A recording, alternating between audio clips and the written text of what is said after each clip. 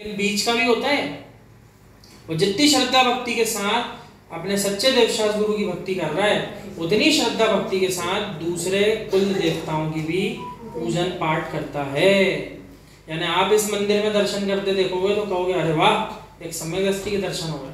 और उसी को किसी दूसरे जनालय में जाकर, अर्थात दूसरे मंदिर में जाकर किसी कुल देवी देवता की पूजा करते देखोगे तो आप कहोगे शुद्ध मिथ्या दृष्टि। और कर्णान योग से पूछो तो तीसरी जो गुण स्थान है वहां पर विराजने वाला जीव है, उसकी श्रद्धा भक्ति दोनों के प्रति एक जैसी चल रही है। यानी पूर्ण मिथ्यात्व तो नहीं छूटा उसका, लेकिन बाहरी मिथ्यात्व का जो अंश था उसने भी उत्तर का त्याग किया है बस, क्योंकि उसको श्रद्धा सच्चे के प्रति भी आई है लेकिन विपरीत के प्रति भी। तो ऐसे जीव यूं मानते हैं कि सारे के सारे जो जीव हैं, यानी सारे के सारे भगवान एक हैं, वो ऐसा सिद्धांत लेके चलते हैं। तो ये उनकी गलती नहीं है। तीव्र कर्मोदय का काल जब रहता है जीव के, तो उसके सम्यक प्रकट नहीं हो पाता। इतना आसान होता तो आप यूं विचार करो, जितने जीव जैन कुल में जन्म लेते कम से कम सब सम्यक दृष्टि होना चाहिए। ऐसा है क्या? ऐसा हो भी नहीं सकता। और यदि ऐसा ही होता तो हमारा तो प्रश्न आपसे ये है, ये जैनी सिर्फ पंचम काल में हुए कि चौथे काल में भी थे? तो चौथे काल में अगर सब सम्यक दृष्टि होते तो मोक्ष चले जाते, पांचवा काल आई क्यों?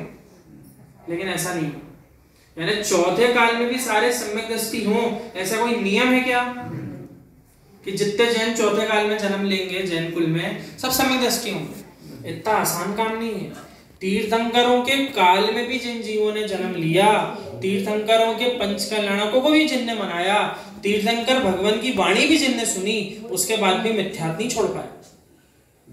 और ज्यादा किसी का उदाहरण नहीं हो तो दादाजी ठीक कह रहे हैं, मारीची का उदाहरण।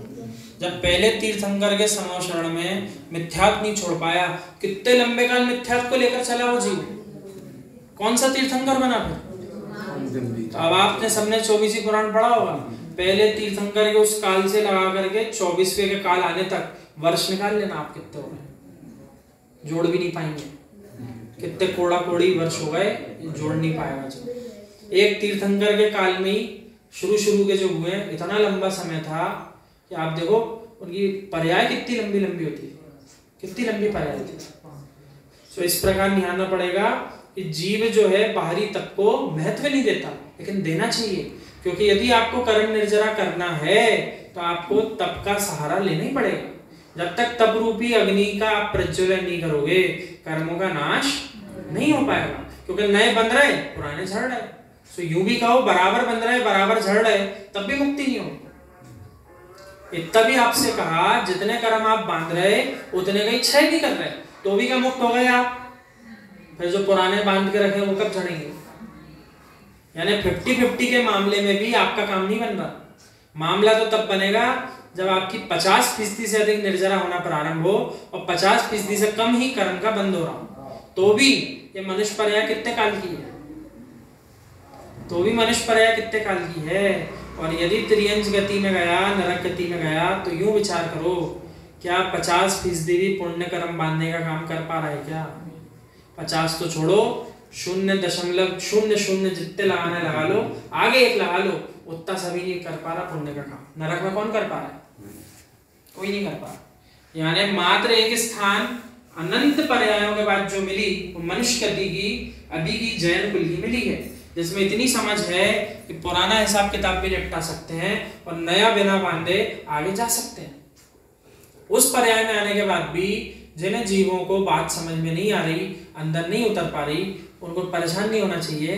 जितना काल संसार में बचा है उसकी तैयारी करना चाहिए। जाना तो है नहीं मोक्ष, तो अब कहाँ जाने वाले हैं, वहां की अभी से तैयारी कर लो। जैसे कहीं घूमने जाना हो तो कितनी तैयारी करना पड़ती है, ये खरीद के लाना है, ये भी लाना है, बैग में ये कम पड़ रहा है, 2 कपड़े और खरीद के लाना है, जो भी, तो कितनी तैयारी करते हैं। अब ऐसे ही जिसको आगे बहुत सारी पर्यायों में जाना है उसको भी तो तैयारी कर लेना चाहिए कि नहीं, कि नहीं करना चाहिए? तो उसको ही करना चाहिए जिसको भी पता है कि हम तो जाएंगे, और जिसको ये पता चल गया है कि हम तो मोक्ष मार्गी हैं, हमको तो मोक्ष जाना है, तो उसको आगे की पर्यायों में जाने की तैयारी नहीं करना है, उसको मोक्ष महल में प्रवेश करने की तैयारी करना है।